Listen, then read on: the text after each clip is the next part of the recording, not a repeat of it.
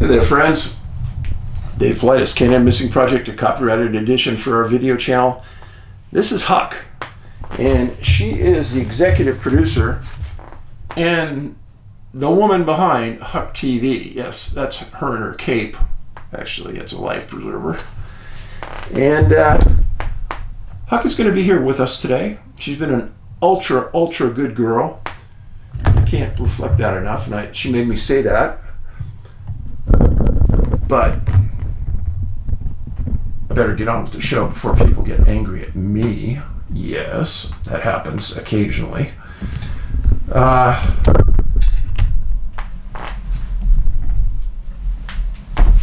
will tell you that we have a cruise coming up, and it's a Bahamas cruise, a Caribbean cruise. And if you go to Gather Up, one word, Gather Up events, you'll see the cruise there. It's in November of 2025. Myself, Dr. Meldrum, Dr. Mariah Mayor will be there speaking. Yes, I am the only non-academic type who will be speaking. It probably will be boring, but I definitely will not say what they're saying. So, you will have a big plate load of things to talk about. And of course, we'll have dinners on the cruise. And if you want to sign up a day before the cruise, I'm going to arrive 2 days before. And then I'm going to take a group of you, if you sign up, to go to Coral Castle outside of Miami. One of the most amazing places in the U.S. It's been on my bucket list for a long time, and I'm going, and I want to take you. We're going to take a bus from the harbor, go out. It'll be nice. So hopefully you'll be there. Now, some other events that I'm going to be at this year. May 29th through June 1st, I'll be at Contact in the Desert. Just Google Contact in the Desert. You're going to see they have about 80 speakers. It's one of the biggest conferences in North America. It's in Indian Wells outside of Palm Springs. June 27th to the 28th, Timothy Alberino Conference in Bozeman, Montana. If you have never been to Bozeman, this is the time for you to go. First of all, the facility is first rate. It's going to be 2 days of interesting speakers, and you've got a great town. Bozeman's one of my favorite places to go. And then September 4th through the 6th, Phenomicon. And that is the conferences of all conference. Meldrum will be there, Mariah will be there, I'll be there, and the Skinwalker Ranch crew will be there. Yes. It was so much fun last year. I can't even explain it. The last day of the conference, they had guys from Skinwalker Ranch put on a concert that was one of the best ever. And I'm not kidding you. It was outstanding. When we walked in there, I thought, whatever, we'll spend 5 minutes. Spent the whole hour and a half. I didn't want to leave. It was great. And then November 7th through the 15th is the Bigfoot Cruise out of Miami. This is my third time going back on the cruise. Thanks to you for speaking up and saying that you wanted me to go. This will be an interesting one. It's not going to be your typical Bigfoot cruise. Obviously, since we're not going to Alaska, we're going to the Caribbean. So there's a lot of things I'll bring up on this cruise that you've probably never heard before. But it'll be applicable, and it'll be interesting. Now, why are we here today? Several months ago, somebody disappeared from a resort, and it piqued my interest. It piqued my interest because I've told you before that when you go on vacation, just don't drop all your guard. Pay attention to what's around you. Well, I don't know what happened to this person, and it's highly suspicious. And I started digging into it, and I thought, wow, there's another person that disappeared at that same place. So I better talk about it. Well, yeah, I'm going to talk about it. So let's start off. 2 people missing in 11 years from the same place. Paradise Island, the Bahamas. If you've never been there, absolutely gorgeous. Every once in a while when I'll go to a place, I'll get the heebie-jeebies. And when I went to the Bahamas, this was about 25 years ago.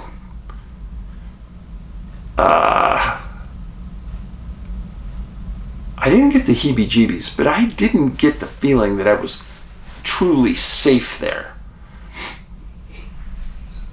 And I'm not sure how I can explain that to you, but it's like the flashing yellow light was going off in my head all the time, like I was on duty in my uniform. That's the way I felt the whole time. But this location where these people disappeared was called the Sivananda Ashram Yoga Retreat. It's a 4.5-acre property that was given a 99-year lease in 1968.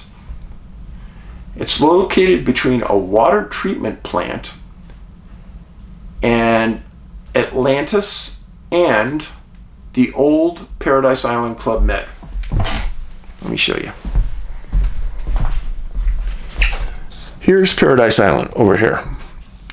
Here's the big corner of the big building, and there's their big parking lot. Here is the yoga retreat. There is the water treatment plant. Now, if the wind gets going the wrong way, I really don't know how good a location that might be. Just saying, folks. And in fact, when I read the comments, a lot of people made that comment.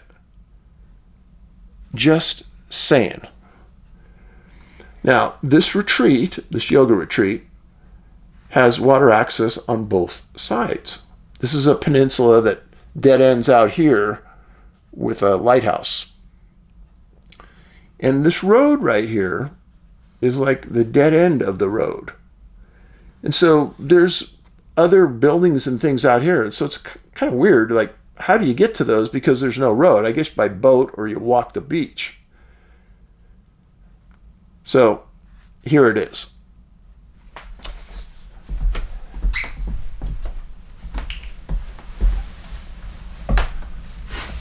Now, this is located at the far west end of that peninsula.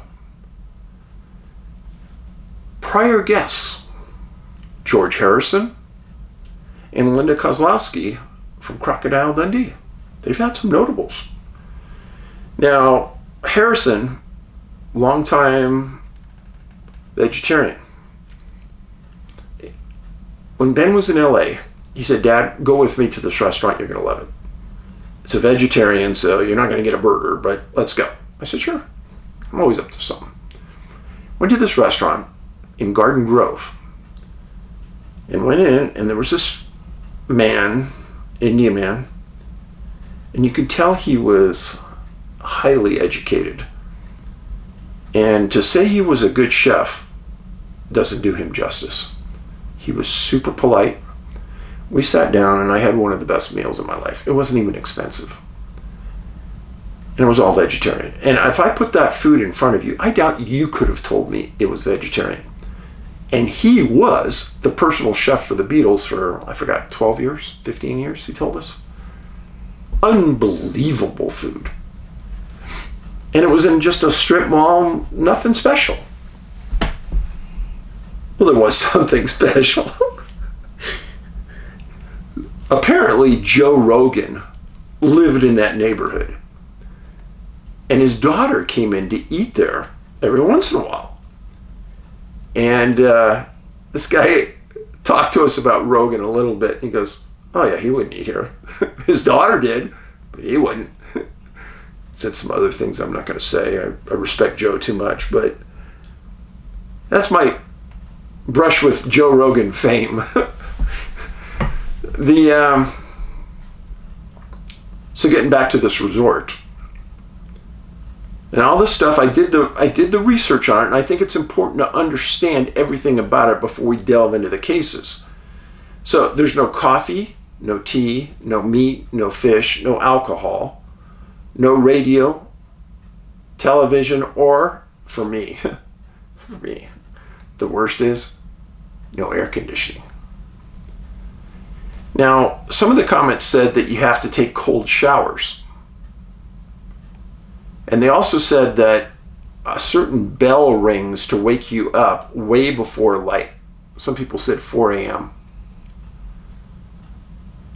Yoga sessions go from 8 to 10 a.m. and 4 to 6 p.m. with 30-minute meditation sessions in there. The website for this location says, rest and reconnect at your next yoga retreat in a tropical paradise.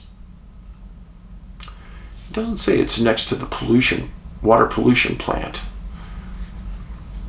It's all vegetarian meals, and they have a special speaking series that you can look on the website. They have a 200-hour yoga teacher certification. They have a 300-hour advanced yoga training certificate.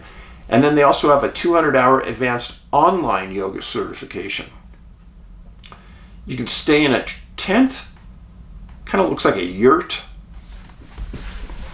or you can stay in a dorm or in a room, and prices go up. One of the strangest statements I've ever seen on any website, anywhere, for a resort, it says, this is what it said: we have implemented all safety measures required by the Bahamian government for sanitation and hygiene. What? What? I've never seen that. Why would you put that on your site? Should be just taken for granted that you do. Weird. Why do they have that on their site? Then it also said, we recommend guests refrain from going off the grounds. Why? What's going on off the grounds that you don't want us to be victim to? Tell us. There's no statement about security on the site. There's no statement about the public beach on one side and the dock on the other. They do advertise on the site that all you can eat vegetarian meals, and you can stay in the tent for $50 a day. That's a pretty good bargain for Paradise Island. People stated that there's lots of chanting and praying. Interestingly, so this person that we're going to talk about went missing within the last 6-7 months. Well, the Bahamas has a vacation alert. State Department gave it a level 2 alert for crime. Now, I knew about these State Department alerts way back in the day when I was a policeman. And when we would travel a lot, I always looked for those alerts. Now, this alert was for crime on that island, Bahama Island. There is no resort that's going to tell you this. You look at a resort, they're going to say, oh yeah, it's safe, it's clean, don't worry, blah, blah, blah. Don't believe it. People believe that resorts and ships are safe locations to let their hair down and have a good time. Wrong. A lot of people believe that ships and these resorts do background checks on their employees. Wrong. Many times, the ships and the resorts can't do background checks on the employees because the countries that the employees come from, there's no computer system. They can't figure that out.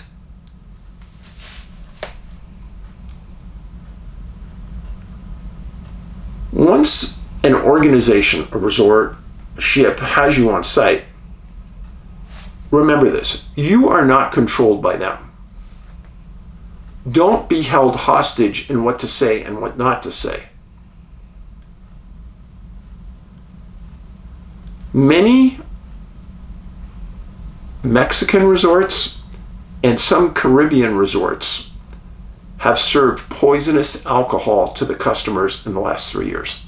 I know of 4 incidences already. Killed the customer. You drink and you think you're getting safe alcohol. No, it's going to kill you. And some of these resorts are pretty decent places. So don't think just because you're going to a really nice place that it's going to be really safe. Wrong. Now, when I say don't be held hostage, as an example, if a crime occurs at one of these resorts and the police come or private investigators come or family comes of the victim and they want to talk to you, please talk to them. Because if the roles were reversed, you'd want them talking to you. And even if that resort says, oh, no, you can't talk to them, hey, baloney, pal, I can talk to anybody I want. All right. That's my education. That's the educational portion of today's program. The missing person from the resort I just told you about. The person's name was Taylor Casey, 42 years old, missing June 19th of this last year, 2024. A Chicago resident, a yoga practitioner for 15 years, 5'10", 145 pounds, attending a month-long yoga retreat to get a certification. Now, in that program that they were in, there were 14 other people attending. And they were attending the Sivananda Ashram Yoga Retreat on Paradise Island. On January 18th, Taylor sent the mother a note saying the program was real hard. And then they sent a text photo of them in the water in the ocean. And they sent the note, I miss you, Mom. Look, I'm at the beach. That was the entire text. Mother thought everything was good. If they said that it was hard, well, that's okay because it's not supposed to be easy, so no big deal. It was on January 18th. January 19th, Taylor attended yoga classes, meditation, everything was normal. That night, she was seen out. Now, they never explained what out meant. Out of the tent she was staying at on the property. That's all they said. The next day, January 20th, Taylor didn't attend morning meditation or yoga. Some administrators from the retreat checked on her tent. She wasn't there. And they did the next thing that was smart. I'm glad they did it. They called the emergency contact, called her mom. Mom was asked, have you talked to Taylor today or yesterday? No. No texts, no messages? Nope, nothing. Now Mom got real hinky. Mom knew that Taylor would call her just about every day, and she hadn't gotten a call in a couple days now. And when you get a call from another country saying, well, we're looking for Taylor, but we can't seem to find any place that she might be. Well, 6 p.m. that night, the ashram calls the Royal Bahamian Police and reports Taylor as a missing person.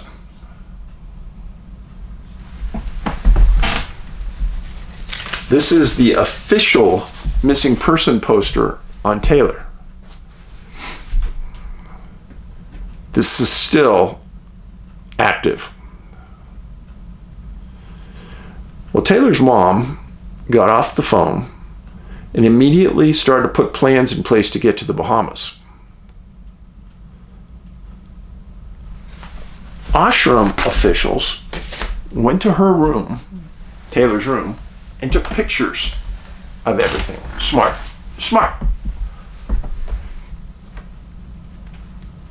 And they located her Bible, various books, yoga books, what she needed to study, a sketch pad, some paintings, affirmation cards, clothes, toiletries. 2 things missing: her phone and her passport. Stop right there. The passport bothers me a lot. Once you've established temporary residency in a country, in a hotel, whatever, no need to carry your passport everywhere. In fact, that's not a good idea because it could get lost or stolen while you're walking around. Lock it up in a safe in your hotel room and leave it there. And if the authorities, you get in trouble and the authorities want to see it, well, they can come back and get it. But I'm not carrying it, and don't you carry it in another country everywhere you go. Ridiculous.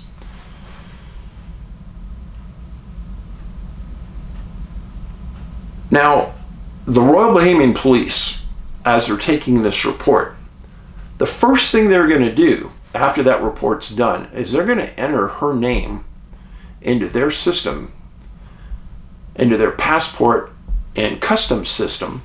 So if she tries to leave the island, they're going to stop and hold her. Now, could she have left the island in the 12 hours before? Possible, but every plane leaving an island has a manifest. Easy to search to see whose names were on those manifests leaving the island. Her name was not on there. So, she didn't leave the island. Now, January 23rd through the 26th, Taylor's mom and a friend named Emily Williams arrived in Paradise Island, Bahamas. And her mom stated that right from the beginning, she had to beg the ashram so that she could talk to the people that were in Taylor's class. I don't like that. I do not like that. Why isn't that organization bending over backwards to accommodate a parent of a missing student? That really bothers me. Well, eventually she got access, and she told the press that she felt the people were told what to say. Some of the people later were questioned and said no, they were not told what to say. But whatever. And then the people that ran the ashram would only speak to Taylor's mom at the police headquarters. What's that about? All this posturing makes me suspicious. If it was my son or daughter, I'd be getting pissed. So the police started searching before mom arrived. And they searched the area with drones, divers, dogs, and they checked CCTV footage all over that island. They never said that they saw Taylor on any of that CCTV footage. The mother was briefed by the Bahamian police, and she later stated that she wasn't happy at all with the efforts or the attitude of the police. Now that's interesting. She's there for 3 days. She spoke to the ashram and the police multiple times. She was walked through the different areas. She made a public statement she wasn't happy with their efforts of finding anything. And she leaves. A couple days after she leaves, guess what happens? June 26th, the police hold a press conference. They announce they had found Taylor's phone in 50 feet of water. They claimed it didn't work, and when the mom requested it back, they said no. if it doesn't work, why do you want it? I would make a request. Don't give it to me. Give it to the FBI forensic team and see if they can do something with the phone, because they probably can, because their forensic teams are the best in the world. What are they going to say? No to that? Suspicious, I'm telling you. And then at the same time, the police were asked by the press if they felt that there was foul play involved. And they stated that they can't say that there was foul play involved. Okay. Well, then where's Taylor? Now, I read just about everything you can imagine on this case for 3 days. And I tried to understand the circumstances of how that phone was found, where it was found, who found it. One article said it was found 50 feet down in the ocean. Another one said it was found out 50 feet from shore. They never stated who found it. Was it one of the police divers? Well, then say so. I want to know who the diver was that found it, because I'd like to talk to him. Was it laying there on the bottom of the ocean? Because if that was, that's 1 in a million that they found that. I guarantee it wasn't floating. Phones are too heavy to float. Very, very vague. The circumstances of Taylor being last seen. Again, I hate to use this word, but very vague, unclear. They never said, other than she was seen outside of her tent that night. Where? When? With who? By who? The mother stated that after all this, other participants in the class with her, some of them left over security concerns. What were their security concerns? What happened to make them feel they were unsafe? If Taylor wasn't involved in any criminal activity, why were they unsafe? There was also a statement made by somebody associated with somewhere, but they never said who, that a man was seen by Taylor's tent who said to somebody at the ashram that they wanted to take a yoga class. So, the website says that they offer walk-in classes.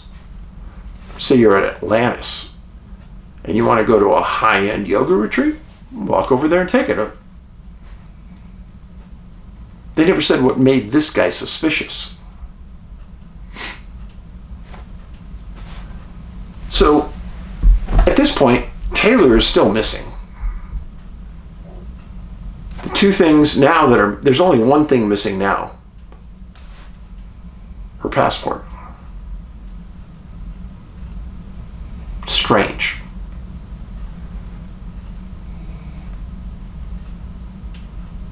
And the frustration level of parents when their siblings go off to another country, you don't understand the lack of control and the lack of assistance you get from these other countries, and the lack of professionalism from these other police departments. I also read that the head of investigations at the Bahamian Police Department, since Taylor's case, has been put on administrative leave. The article stated they didn't think it was in relationship to Taylor's case. Well, then why are they on administrative leave?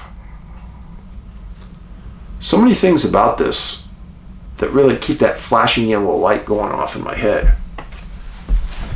And then this. While I was doing the research on Taylor's disappearance, I found another disappearance. A man named Wesley Bell, 41 years old, missing January 25th, 2013, 11 years ago, from the time that Taylor went missing. Wesley was from Houston, Texas. He traveled to Paradise Island, attending the same yoga retreat, trying to get a yoga certification. He was described by friends and family and participants as always being happy, upbeat, and great energy. Well, he had time off on January 25th, 2013. And so he set it up that morning he was going to go scuba diving.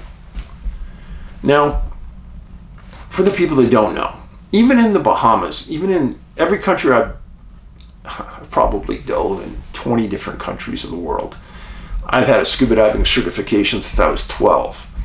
A NABS certification, which I think is the best. And every time you go, you have to take like a mini physical. You have to show your dive card. And they make sure that you know what you're doing because they don't want the liability if something happens. So obviously Wesley was certified. He went diving. Came back. Usually these trips take like 3 hours or so. He came back and he had lunch at the ashram. And then he asked the people at the ashram if he could borrow some fins, a snorkel, and a mask. He was going to skin dive right off the resort. And they had him. They gave him to him. He went out to the beach and he went skin diving. Now, I want to explain that when you get a scuba diving certification, one of the first things they do is they make sure that you are very well versed in how to use a mask, a snorkel, and fins. And why is that? Well, once your tank runs out of air, you've got to stay at the surface and breathe through that snorkel until you either swim in or the boat picks you up.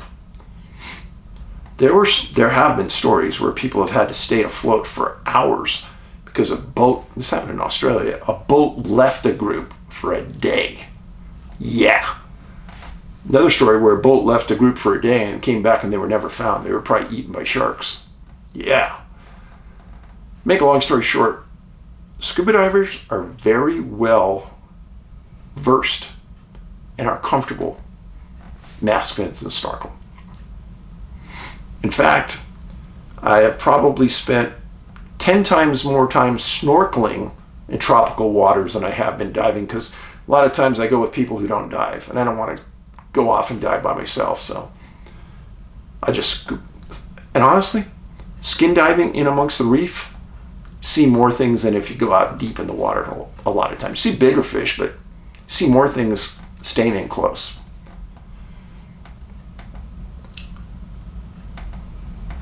Well, Wesley didn't come back that night. People recognized he didn't make his dinner appearance. They went out looking for him. They start searching. He wasn't in his room. Start searching the beach. They walk down the beach and they find his shoes. They find a towel. They find a shirt. And they find his hat.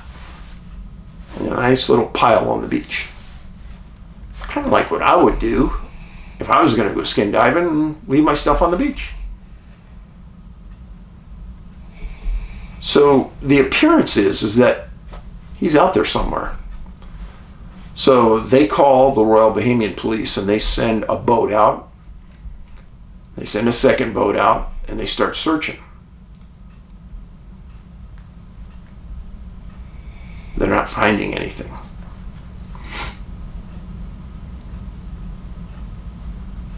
Well, they searched for 3 days. They never found Wesley. I think that's super odd. I mean, ultra odd. There was no, let me explain something. Say a shark attack, or there'd be remnants of Wesley floating around. But that didn't happen. So they called his parents, explained what happened. I read what his parents said. The parents were convinced by the ashram and the police that Wesley died snorkeling. Only 41 years old. He wasn't heavy. He was in shape. Could happen? Very, very odd. Very odd. Two people, same resort, 11 years apart. Both dealing with water. One was 41, one was 42. I think it's odd. So, what I do with these cases is I do a background search on almost everybody I talk to you about. And I have access to some of the most advanced databases in North America. Completely legal, but because of my background in human resources, my background in law enforcement, I know about these databases that most people have never even heard of. And I look for occupations, arrests, convictions, where they've lived, who they've lived with. All that stuff is accessible. This has never happened, what I'm going to tell you. Wesley Bell, 41 years old, in 2013, from Houston, Texas, didn't exist on any of the 6 databases I checked. But wait a minute, what's even odd? More odd? Taylor Casey, 42 years old, from Chicago. That person doesn't exist on any database that I looked at. One, maybe two, impossible. Impossible. Only a couple of things could happen here. They legally changed their name soon before they disappeared. Unlikely, but possible. Now, the Royal Bahamian Police have a legal responsibility to put the correct name on the missing person flyer. This one says, police are requesting the public's assistance in locating Mr. Wesley Bell, DOB of January 472 of Houston, Texas. Mr. Bell was reported missing. So they are implying strongly that his passport had that name.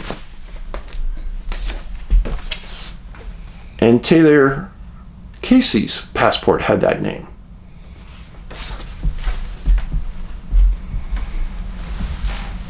I don't know.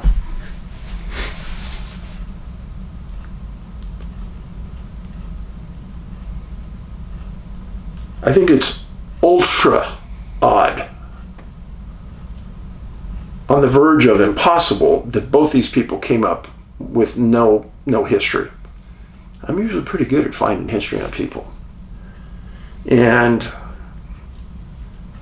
as an example, when I was in HR, we had access to databases that showed people's work history, residences, legal convictions. This is all legal, folks. I don't need your permission to go look. Now, I do need your permission if I use your social security number to search. But I never do that. I don't need it. Maybe I did this time, but there were no social security numbers available. So I'm not sure what's going on. Do I think Wesley Bell drowned? I think it's possible.